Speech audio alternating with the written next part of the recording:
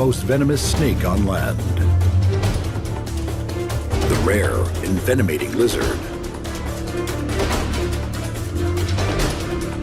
The tiny, toxin-wielding red-backed spider. Or the ferocious Sydney funnel web.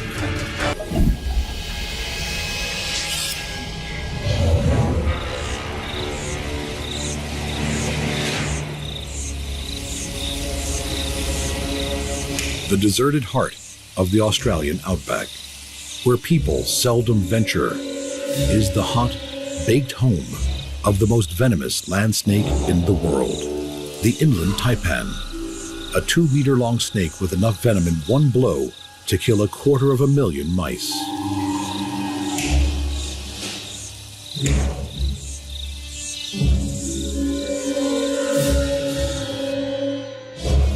Ranging from a paler, more heat-reflecting coloration in summer to a dark, heat-absorbing brown-black in winter, the inland taipan is beautifully adapted to the desert's harsh extremes.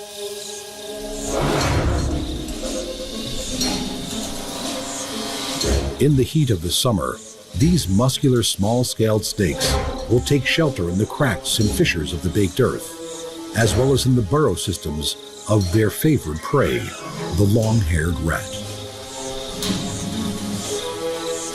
These burrows and crevices are also where they leave their eggs.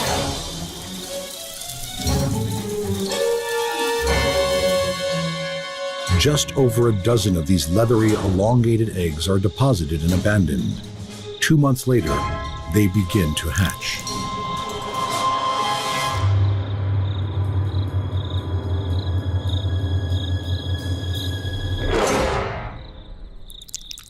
The juvenile snakes that slither out of their shells are already equipped with venom that is similar in toxicity to that of a fully grown taipan. They will immediately have to fend for themselves in the barren landscapes that await them.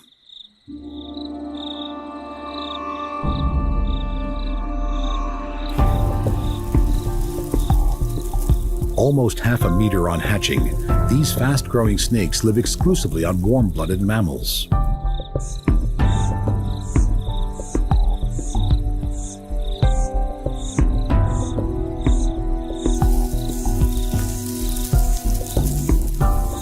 Many of their upper body scales have a dark edge to them, creating a herringbone pattern along their bodies. The underbelly of these snakes is a creamy yellow with orangey blotches, usually only visible if they rear up in a threat display, something seldom seen in these shy and placid snakes.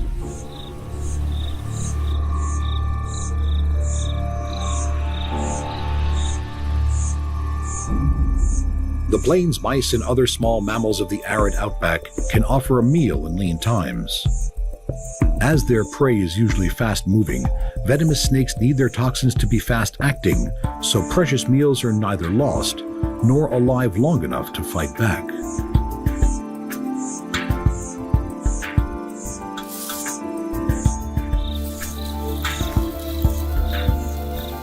But these mice are not the taipan's favorite food. The population of these most venomous snakes really depends on the population of rats.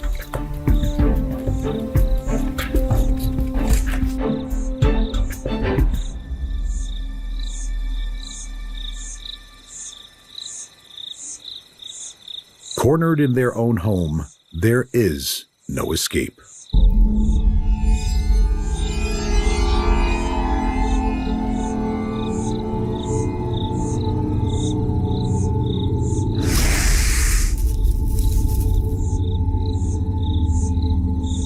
Death is rapid, as superpotent neurotoxin venom sears through the rat's body. Its lethal effects hastened by a spreading agent which increases the rate the venom is absorbed.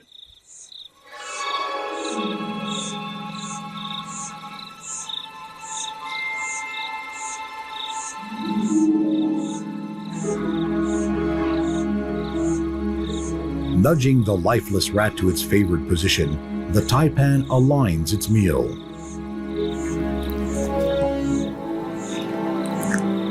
Opening jaws held together by immensely strong and flexible muscles, the rat is gripped by fangs on each side of the jaw, which the taipan then walks down the rat's body.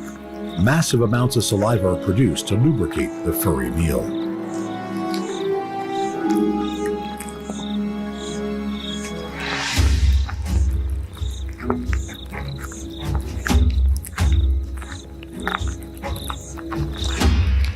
Stretchy skin and small scales aid the process as the snake's body accommodates the rat. Ribs stretch apart and enlarge the body space as food moves downward.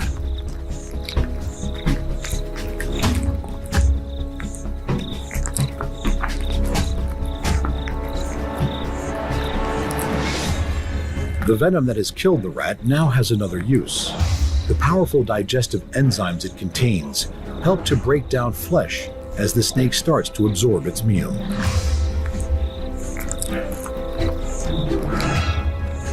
Despite being known as a fierce snake, with enough venom to kill 100 adult men in one bite, no human deaths have ever been recorded from this shy and reclusive serpent.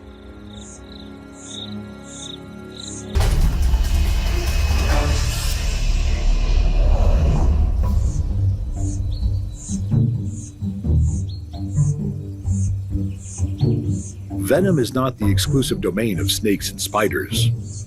In the deserts of the southwest United States and the northwest of Mexico lives the striking and venomous Gila monster, the largest land lizard in North America.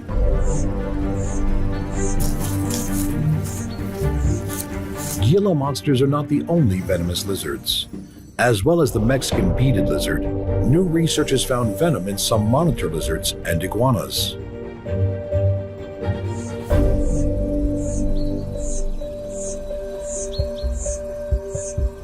Gila monsters grow to just over half a meter. These stocky reptiles have venom glands below their teeth on their bottom jaw, and although usually sluggish animals, they can strike quickly and have an incredibly strong bite.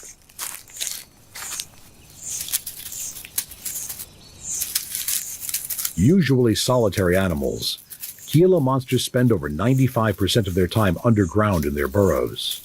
Most of the time they do spend above ground is during spring, when they come together to mate and for male-to-male combat.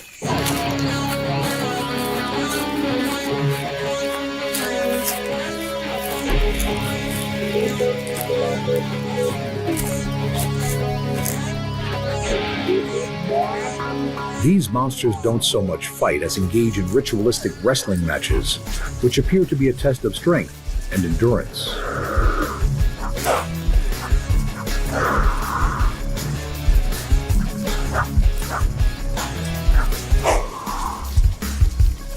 Each male vies for top position.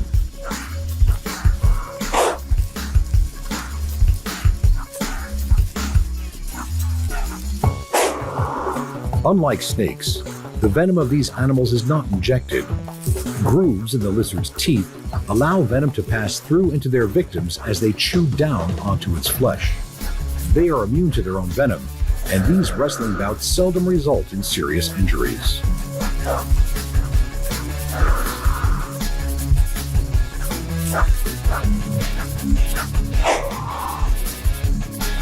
The skin of these animals is tough.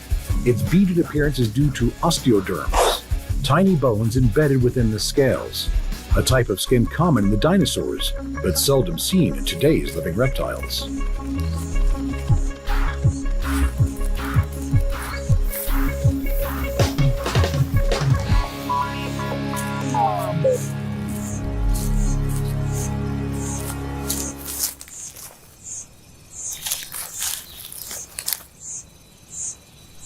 With a preference for the rocky foothills of the deserts and the semi-arid scrublands it resides in, it is likely that the main use for the Gila monster's venom is defensive and serves mainly to protect it from coyotes and any tenacious birds of prey that may attempt to hunt it.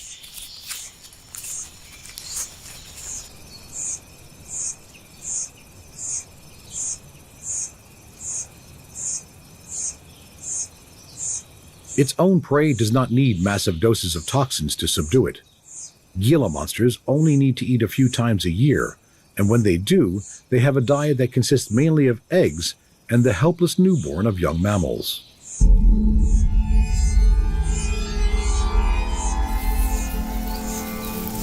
These are sought out in their underground hiding places.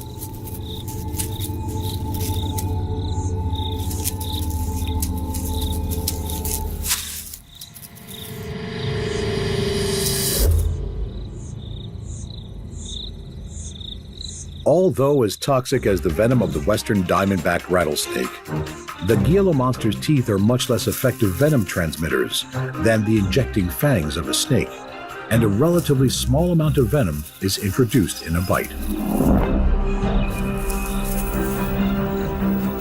Although in this case, it wouldn't take much.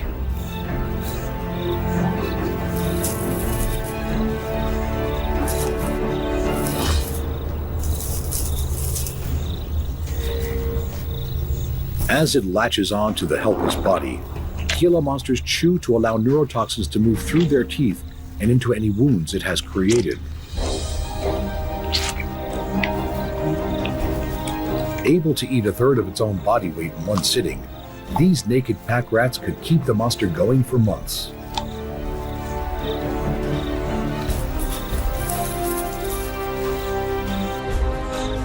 It may not always need or use the venom that lies beneath these teeth, but for the lethargic Gila monster, its venom could save its skin.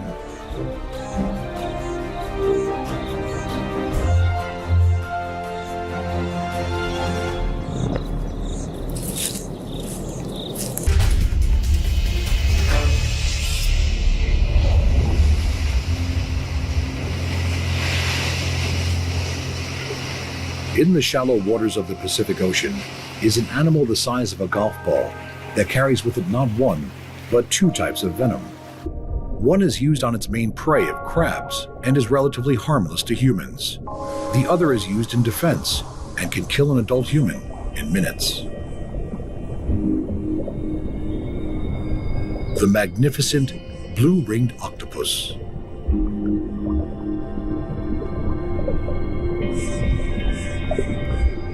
Usually a pale brown in color, the iridescent blue rings that give these famous octopus their names are only shown when the animal is hunting or agitated.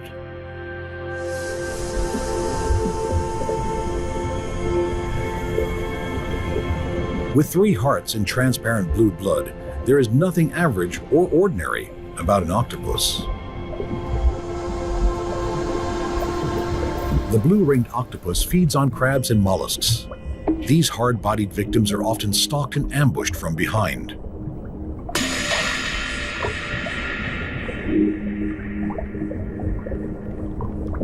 The powerful toxins that blue rings carry are produced by dense colonies of symbiotic bacteria that are harbored in their salivary glands.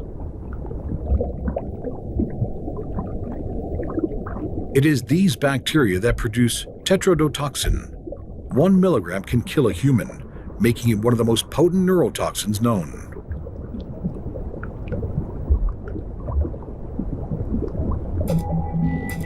Saving this venom for its own defense, the crab will be infused with the octopus's milder toxins, paralyzing it as it is enveloped in an 8-armed death embrace.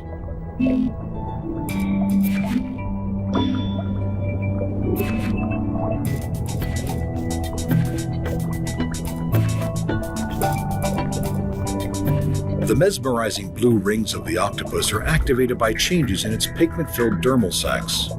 If disturbed, threatened, or agitated, the unmistakable pulsating rings are a clear and direct warning signal.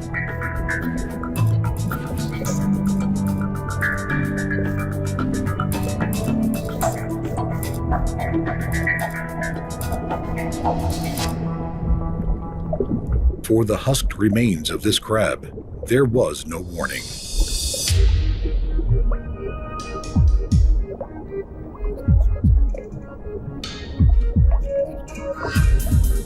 When the time comes to reproduce, blue-ringed octopuses are characteristically dramatic.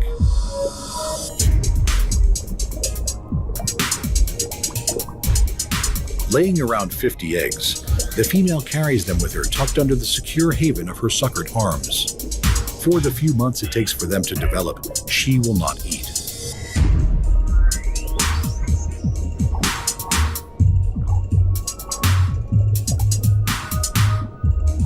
Shortly after her pea-sized young hatch, she will die, leaving her deadly offspring to carry forward her genes.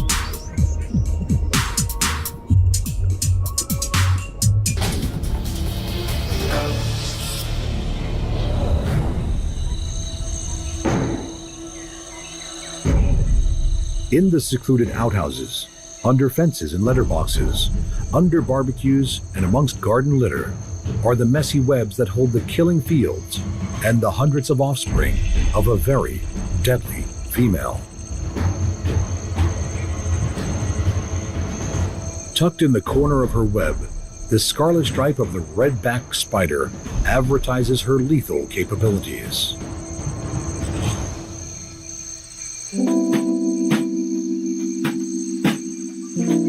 Found throughout Australia, the redback has a striking resemblance to its close relatives, the infamous black widow of North America and the katipo of New Zealand.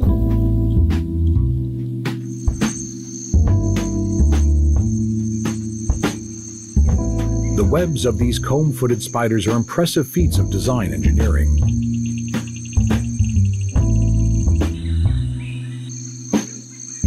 The silk that is strewn from spinnerets on the underside of her abdomen is used not only to construct their so-called gum-footed tangle webs, but also for wrapping food and constructing woolly egg cases from which hundreds of her young will emerge.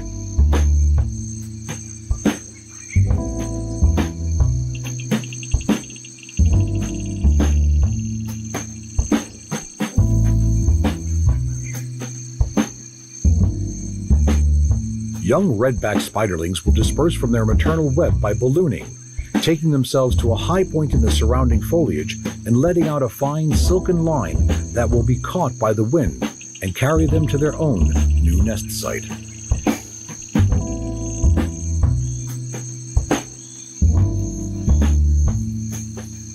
In order to reproduce, the cannibalizing female will most likely have eaten the male whose sperm she used and continues to store for up to 2 years future reproductive use.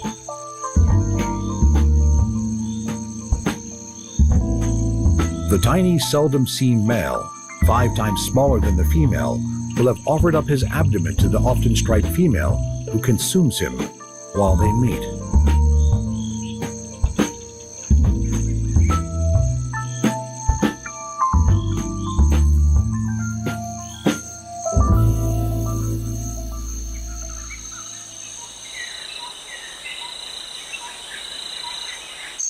The venom of these industrious females is one of the most potent of all Australian spiders and is stored in venom glands just above the fangs.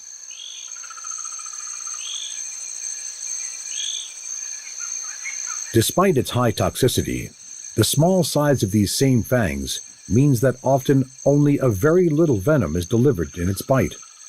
While this may be more than enough to subdue their prey, only 1 in 5 bites causes significant envenomation in humans.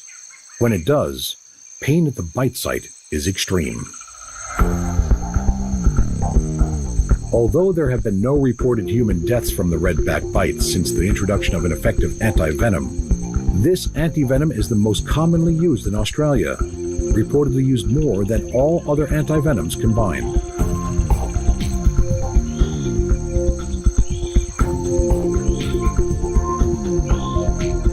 For these young spiders, the fight for life has already begun, and the spiderlings emerge as cannibals, eating any unhatched eggs as well as their siblings.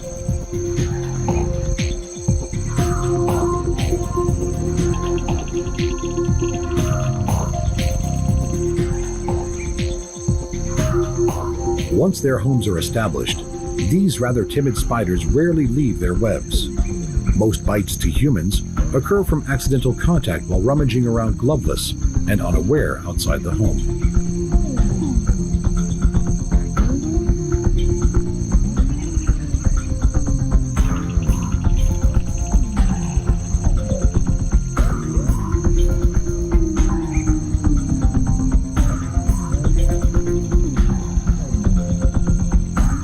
Her incredible spinnerets contain microscopic spigots that each produce a single filament of silk.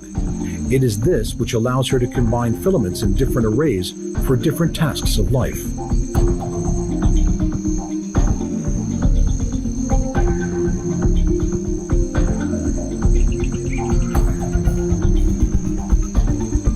And so she goes on, spinning and weaving and breeding, bringing in up to 5,000 potential new venomous lives during her own lifetime.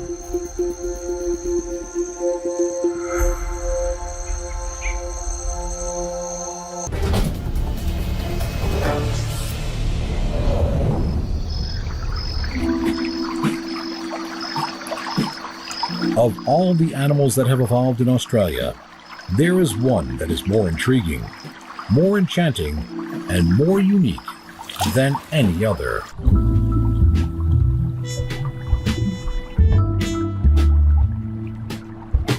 An egg-laying mammal with billowing webbed feet and an electrosensitive bill, the water-loving platypus is an animal like no other. Long revered in Aboriginal culture as a creature of wisdom, when European scientists first saw a platypus, its bizarre appearance shocked them so much that they thought the animal was a hoax.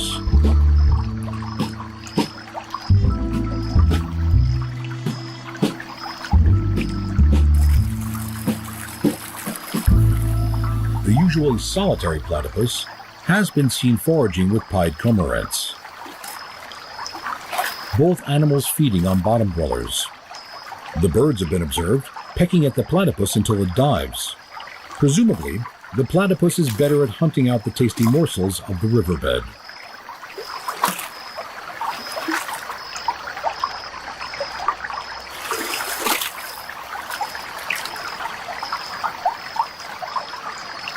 The hind feet that are used for grooming their soft, waterproof fur have a secret weapon. Males have a venomous spur on the ankle of each hind foot that is capable of inflicting a serious assault. But it is the electrosensitivity of their bills that is their true trump card. The pores of the platypus's rubbery bill can detect the electrical pulse given off by the minute muscle contractions of the smallest of animals.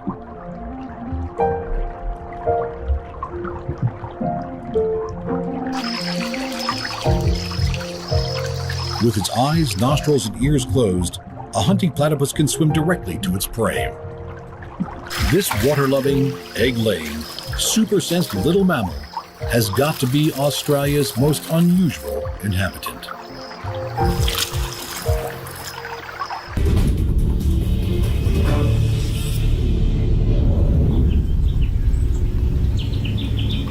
In contrast to the timid redback spider, the fearsome Sydney funnelweb is more inclined to stand its ground than to run. And in contrast to the redback, it is the male funnelweb that is the more dangerous of the two sexes. Funnelwebs can be extremely aggressive and are armed with downward-pointing fangs that are strong enough to pierce fingernails as they deliver their highly toxic venom. Different animals have very different reactions to funnelweb bites. While deadly to its main prey of insects, small lizards, and frogs, many mammals are relatively unaffected. However, to humans, the venom of the Sydney funnelweb is one of the most toxic of any spider.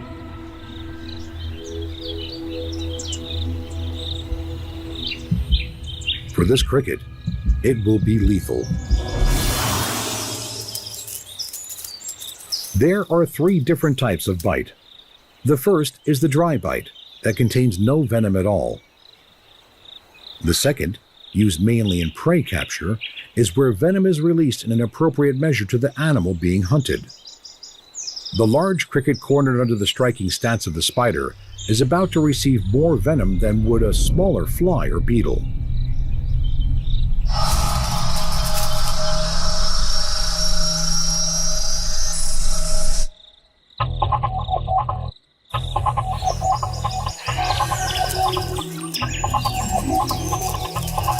The multi-compound venom also serves to keep prey in good condition for later consumption.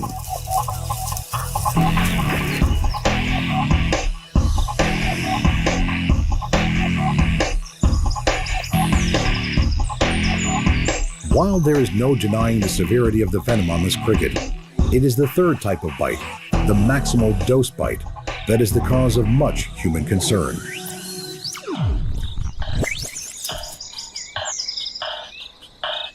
The effects of receiving the maximum dose of this spider's venom are fast and severe. Without antivenom, human death can occur within hours.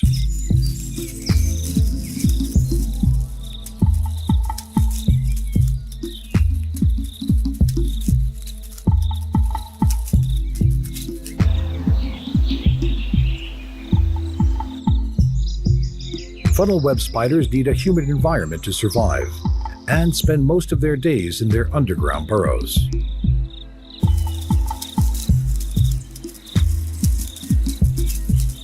In the rains of summer and autumn, males are often lured out nightly in their search for females.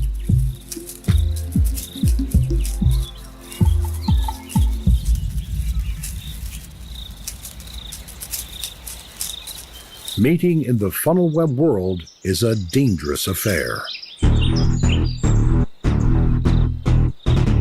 The female raises her body into strike pose, leaving the male the challenging task of holding her back while he delivers his precious cargo of sperm. He must do this before she kills him. If he survives the mating, either she will kill him anyway, or he will die soon afterwards.